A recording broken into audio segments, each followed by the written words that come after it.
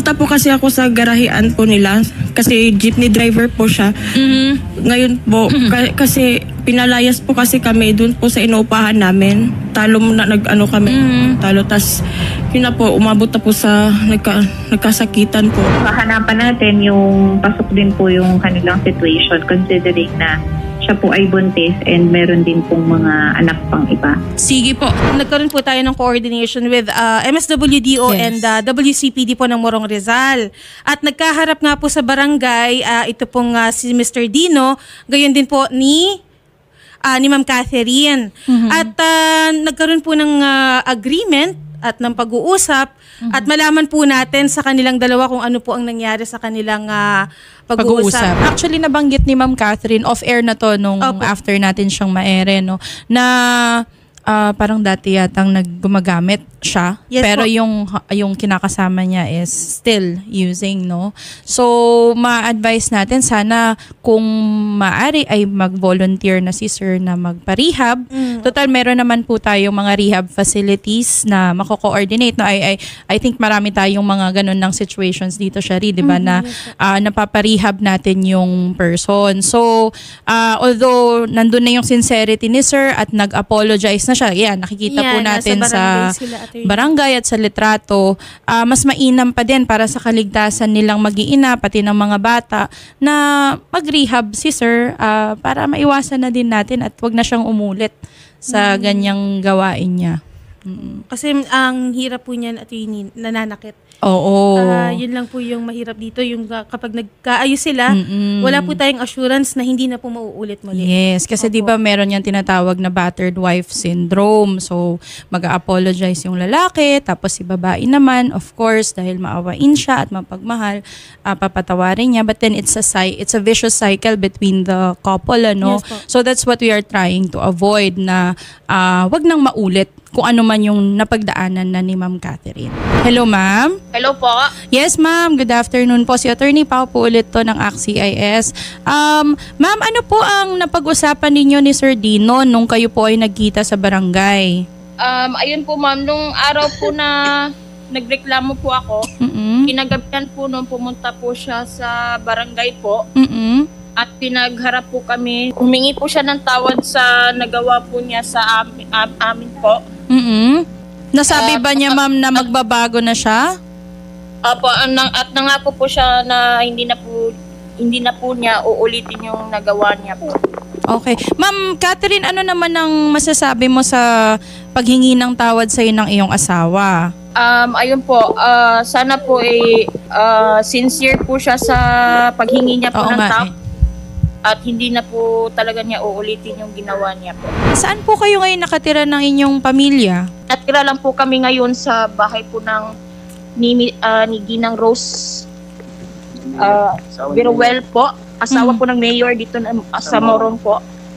So pinatira po kayo ng asawa ni Mayor ng Morong Rizal, tama po? Yes po. Binigyan lang po kami ng 2 linggo po. So saan niyo po planong tumira, ma'am, after po niyong tumira dyan? Naghahanap pa po kami, ma'am. Pero ito, Sir Dino, kagaya ng napag-usapan namin ni Shari kanina, no? Ikaw ba ay gumagamit po ng pinagbabawal na gamot? Wala po. Ako po ay aminado kung umiinom. Yung mangyayari po na yun ay siyempre po ako po ay sa dating mga problema. So sir, hindi ka naman gumagamit ng pinagbabawal na gamot? Inom lang, tama? Inom po. Ano ang plano mo ngayon sa pamilya mo? Anong plano mo para buhayin sila? Siyempre po, gusto ko makapag-aaral ng mga bata, kami po malagay sa tahimik at maganda pamumuhay. Ayun lang pong nangyari sa akin ay naging aburidong utak ko gawa ng nakikita ko mga pamilya ko natutulog sa barangay hall. Pero bilang lalaki, lumalabas akong walang kwenta po roon sa nangyayari. Kaya yun po, nung ako po bumibiyahe sa amo ko, kay Boss Jade, dun sa may Muson, naisip ko sa dami ko problema kasing iniisip kasi ano pa ako sa pagkain namin, sa nakukuha ng iupa namin. Mm-mm. Eh hindi ko po alam kung hanggang kailan ako papakisamahan ng jeep na dinadala ko. Kasi sa daan po talaga hindi ko po sigurado kung masisiraan ako, kikita ako, o ano, depende po yun sa, sa sitwasyon ng, sa ngayon po ayun po kasi pangyayari na yun, napainom po kasi birthday po ng amo ko. Oo. Pero Sir Dino, wag ka na munang uminom ha. Mangangako ka ba na hindi ka muna iinom? Ay, kaya ko pong baguhin ng sarili ko. Alang-alang po sa kanila kasi ako naman po, hindi ko naman po mahal ng bisyo. Ang mahal ko ay tao ko.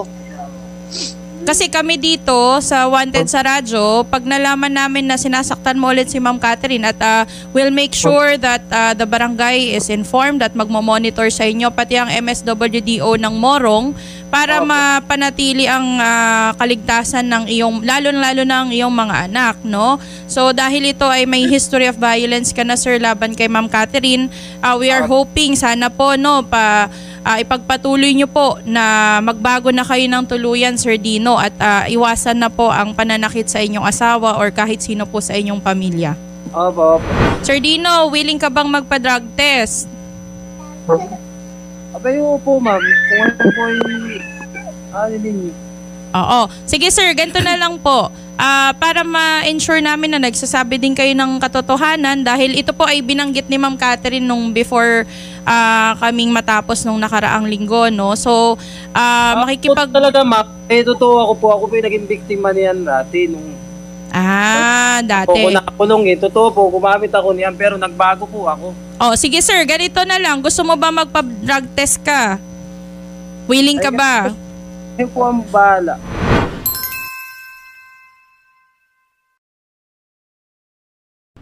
And kagaya na sinabi niya, willing naman daw siyang magpa-drug test. Opo. So, puntaan na lang natin. Pa-drug test talaga natin siya kasi mahirap na. Baka mamaya balikan din niya or alam mo na, mag-relapse. Hindi din natin sigurado talaga. So, puntahan na lang namin si Sir Dino at sa kanilang tinitirhan ngayon at kung ano man yung ma-extend natin na tulong kay Ma'am Catherine para doon sa kanyang mga anak at sa kanya din dahil 2 linggo lang yung binigay na palugit sa kanila. Ibibigay naman natin yung tulong. Ganun na lang. Yes. Okay, and hindi naman natin sila, attorney, mapipilit kung gusto pa talaga nila. Of course, oo. Marami din pong netizens nagsasabi na bakit nagbalikan pa. Hindi po namin talaga actually pinag-ayos. Pinag-usap po.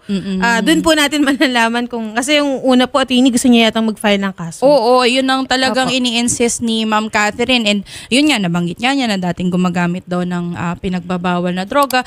Kaya kami naman po dito sa Wanted sa Radyo, kagaya ng sinabi namin kay Ma'am Catherine, ay patuloy po namin silang ipapamonitor sa ating MSWDO at WCPD dahil kapag po nangyari ito ulit for the second time or kung pang ilang time na pala ito, ay maaari pong magsampa talaga si Ma'am Catherine at karapatan po niya na magsampa ng kaso. Siguro ngayon lang siya baka dahil ewan ko, mahal na mahal siguro ni Ma'am Catherine, hindi naman natin sigurado talaga kung ano ang kanilang naiisip. So, kaysa naman mag-file ng kaso tapos iuurong lang din, attorney. Oo, tsaka 5 kasi yung anak nila. Buntis pa po. Buntis pa si Ma'am. So medyo siguro kailangan din talaga ni Ma'am ng katuwang. Hindi po natin alam, mga kapatid. Opo. Ma'am Catherine, nakikita na kita. Yan, very good. Ma'am, Yes po, ma'am. sinasabi namin kay Sir Dino kanina, kung sakaling magpositibo siya sa drug test, willing ba siya na magpa-rehab? Opo, ma'am. Ako, okay po sa akin yun. So, siguro schedule namin, sir, yung pinakamabilis na araw na kami ay makapunta dyan para pa-drug test po kayo. At again, kami po ay patuloy na magmo-monitor sa inyong pamilya at sa kalagayan po ni Ma'am Catherine para masigurado po ang kanilang kaligtasan. Gusto po akong nagpapasalamat kay Sir Rafi Tulfo at na bigyan po kami ng tulong kami ng mga anak ko. Huwag po kayong matakot, Ma'am Catherine, na lumapit muli sa amin or kahit sino po sa aming staff in case na may kakailanganin pa po kayong ibang tulong. At Sir Dino, again, kami po ay umaasa na hindi nyo na po uulitin kung ano man po yung nagawa ninyo sa misis ninyo, ha? O habang roon na yato, kilala po ako nitong asawa ko, yung pong hindi na po ako maraming sasabihin or basta kami na po nakakaalam nun kung... Oo, kasi sir, pag yan nakita namin ulit na may black eye, ha? Ay, opo. Hindi, yung mga ganong bagay, we don't take them lightly, dahil buntis pa man din si ma'am. So, ayaw natin na nalalagay sa panganib ang buhay ng isang ina, lalo na sa kanyang kalagayan sa ngayon. So, please lang po, iwasan na po natin at umaasa po kami na kayo ay magbabago na. Sige nga, mag-kiss na nga sila. Kanina kasi kiss daw ng kiss. Kiss daw sabi ni Sherry. Kanina daw inaayos yung camera nila, kiss daw ng kiss, attorney. Sige nga. Sir, sabi daw ni Sherry. May sinasabi po si Sherry, kanina sabi ng mga researcher, hindi pa daw naka-live. Kiss na daw kayo ng kiss. Totoo ba yun, ma'am? Natatawa na lang sila mo ngayon. Isang kiss nga po, ma'am, sabi ni Sherry. Yan. Parang may batok pang kasama. Sir, ha? Hindi pa tayo natatapos mo na batukan mo na si ma'am. Mukhang batok yata yun. Basta i-monitor ka pa rin namin, kuya, ha? Ayaw namin, kuya, na may pananakit po sa mga kababaihan. Ayaw po ni Senator yan. Opo, alam ko po yun, ma'am. Kung na bibisit po kayo sa pasada, wag niyo pong ibuntong sa pamilya niyo, kuya, ha? Opo. Okay, salamat po. Sige po, maraming salamat po, Ma'am Catherine. Salamat din po. Salamat din po, Sir Dino. Ang cute ng mga anak pa man. Cute po yung mga bata, attorney. Oo, nung nakita natin. So, at least happy ending pa din naman. Opo.